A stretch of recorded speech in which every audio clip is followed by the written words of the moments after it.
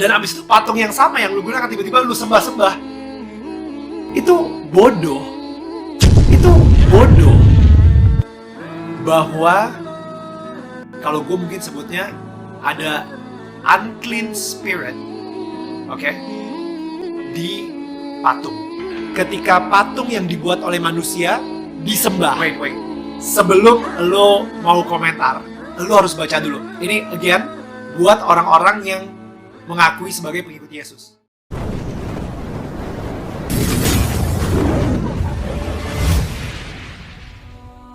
Setelah dialog gue dengan Ustadz Abdul Somad, gue banyak mikirin dan ternyata ini dia 5 hal yang gue setuju dengan Ustadz Abdul Somad. Yang pertama, karena kasih sayang Tuhan, kita berdua bisa ngobrol dengan sangat luar biasa, dengan lancar, dengan sangat open, dan karena kasih sayang Tuhan juga, kita juga bisa memberikan kasih sayang ke orang-orang lain. Gue jadi lebih bisa mencintai orang-orang di sekitar gue, tetangga gue, karena gue telah merasakan cinta dari Tuhan di dalam hidup gue. Yang kedua, Was juga sempat bilang, kasih sayang dulu itu yang paling pertama, baru Tuhan memberikan law atau perintah atau hukum. Jadi kasih sayang duluan, habis itu baru perintah Tuhan. Gue setuju banget sama pernyataan ini. Bahkan kalau di Alkitab pun juga grace and truth. Misalnya seperti ini. Ketika Tuhan meminta untuk Nabi Musa mengeluarkan bangsa Israel dari Mesir. Bangsa Israel ngelakuin apa? Sampai akhirnya menjadi bangsa terpilih katanya. Habis itu mereka disayang banget sama Tuhan. Sampai Nabi Musa harus ngeluarin mereka sampai Tuhan ngebelah Laut Merah dan mereka menjadi sebuah tribe sendiri gitu ya. Mereka ngelakuin apa? Mereka nggak ngelakuin apa-apa, tapi mereka mendapatkan itu semua karena kasih sayang Tuhan. Baru setelah itu Tuhan memberikan 10 perintah Allah. Baru setelah itu Tuhan memberikan hukumnya. Jadi kasih sayang dulu, karena kita telah menerima kasih sayang dari Tuhan, akhirnya kita pengen melakukan sesuatu untuk Tuhan. Dan disitulah kita melakukan perintahnya. Kasih sayang dulu, baru hukumnya. Yang ketiga, Nabi Muhammad sempat bilang bahwa manusia masuk surga bukan karena amalnya, bukan karena ritualnya, tapi karena kasih sayang dari Tuhan. Mungkin lu udah ngeliat ini di post sebelumnya ya. Karena ini gue sangat setuju banget. Gak ada satu hal pun yang gue lakukan di dunia ini, kebaikan seberapa banyak pun yang gue lakukan di dunia ini, yang membuat gue pantas untuk mendapatkan surga. Karena gue adalah manusia yang tidak sempurna, gue selalu sering berbuat salah, tanpa gue sengaja pun juga gue berbuat salah gitu. Jadi benar-benar kalau misalnya kita bisa masuk surga, itu benar-benar karena kasih sayang Tuhan, by the grace of God. Bukan karena performa gue, bukan karena gue transaksional sama Tuhan. Kalau misalnya gue sering ke gereja, berarti gue masuk surga ya. Bukan karena itu, tapi benar-benar karena Tuhan ingin mempunyai hubungan dengan kita. Makanya Tuhan itu memberikan kasih sayangnya ke kita. Dia membuat kita merasakan kasih sayangnya di sini sehingga kita bisa merasakan di atas bumi seperti di dalam surga. Karena apa? Gue percaya ketika kita mempunyai kasih sayang, kita akan merasakan surga di atas bumi. Yang keempat, ini gue gak ngira kalau saya ternyata dukun itu lagi hits dibicarakan di luar sana dan lagi viral gitu ya. Tapi gue sama Uwas, kita berdua sama-sama setuju. Kenapa banyak banget orang-orang, bahkan di sekeliling gue, bahkan orang-orang yang sudah Kristen sekalipun atau Nasrani gitu ya, bahkan orang-orang yang sudah mengenal Yesus dalam hidupnya, itu lebih berserah sama dukun, ahli feng shui, kartu tarot, astrologi, daripada berserah sama Tuhan. Mereka lebih percaya apa yang tukang ramal bilang ke mereka daripada apa yang Tuhan bilang ke mereka. Jadi gue suka banget statement dari Uwas bahwa dukun itu menggunakan kekuatan gelap, kekuatan setan, bukan kekuatan Tuhan.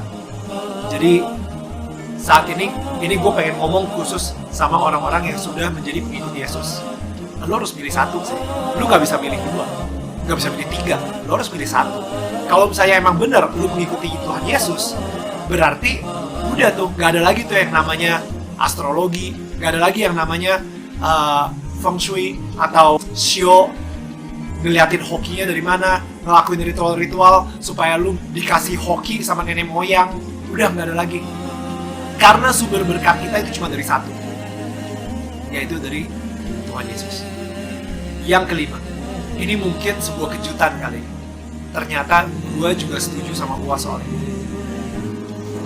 Bahwa kalau gue mungkin sebutnya ada unclean spirit, oke, di patung. Ketika patung yang dibuat oleh manusia disembah. Wait.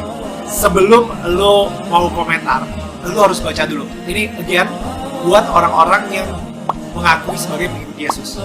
Oke? Gue pengen kalian baca dulu Yesaya 44 ayat 13 sampai 20. Baru lo bisa komentar di bawah.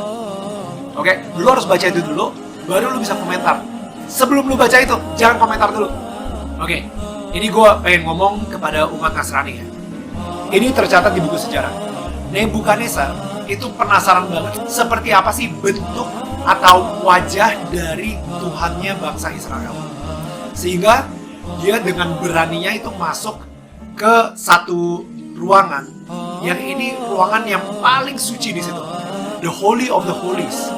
Ya, yang kadang-kadang kalau misalnya di perjanjian lama itu sering banget orang gak sengaja masuk meninggal langsung. Kalau misalnya dia tidak menyucikan diri dia sendiri atau menyembelih kurban gitu.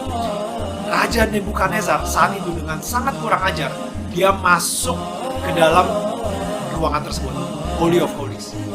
Apa yang dia lihat? Apa yang dia temukan? Tabernakel, di atasnya ada kayak malaikat cherubim, dan habis itu malaikat cherubim itu ada dua, ngejagain apa? Ngejagain siapa? Dia ngelihat kiri kanan, mana bentuk muka atau bentuk tubuh Tuhannya bangsa Israel ini. Mana? Dia nyari-nyari, gak ada sama sekali. Dan itu dia kenapa Tuhan marah banget kalau misalnya dia dibentuk sebagai patung, dia dibentuk sebagai berhala. Sekali lagi, coba baca Yesaya 44 ayat 13 sampai 20.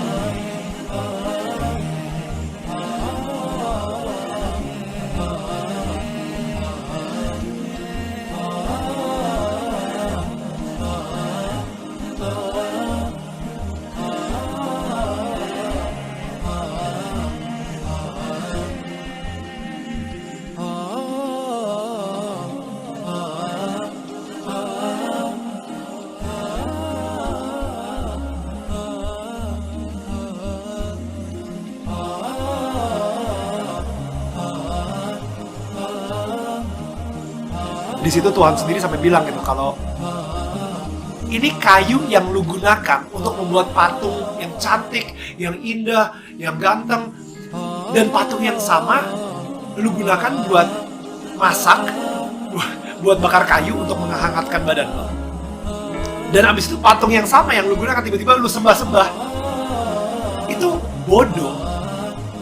Again, bukan gue yang ngomong. Yesaya 44 ayat 13 sampai 20. Right? Jadi di situ gue setuju kalau misalnya ada unclean spirit di patung. Oke?